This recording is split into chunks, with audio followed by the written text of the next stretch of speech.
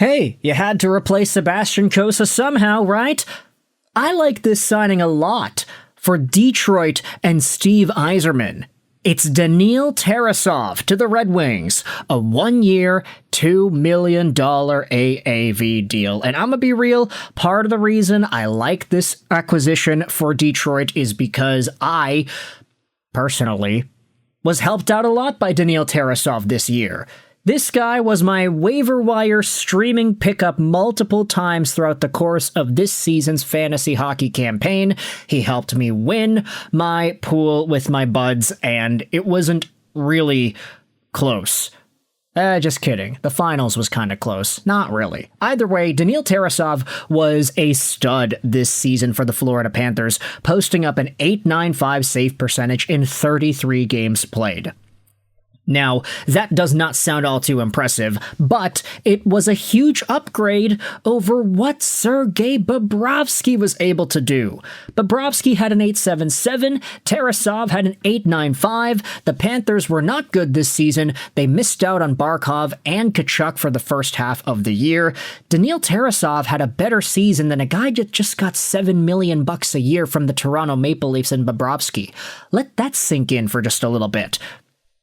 All kidding aside, Tarasov was a reasonably successful backup that had quite a few games when coming in for relief of Sergei Bobrovsky. I think that .940 save percentage game against Minnesota, where he made 47 saves on 50 shots against, was total lunacy. It was kind of indicative of the Florida defense that was in front of him all season. A defense core that, by the way, that just got a little bit stronger with the acquisition of Radko Gudas and the signing of him earlier this morning. But Daniil Tarasov is coming into Detroit on a 1-year prove-it deal to essentially be what Sebastian Cossa was at the NHL level. Cam Talbot is probably not going to come back, so Tarasov is going to split the load with John Gibson. His presence is not guaranteed, though, because if Michael Postava comes out here and totally takes over the reins in training camp and the preseason, we could potentially see him be the second goalie behind Gibson. It's going to be Tarasov versus Postava for that backup role. Loser probably plays in Grand Rapids, although Tarasov making $2 million a year, you would probably hope he is an NHL guy.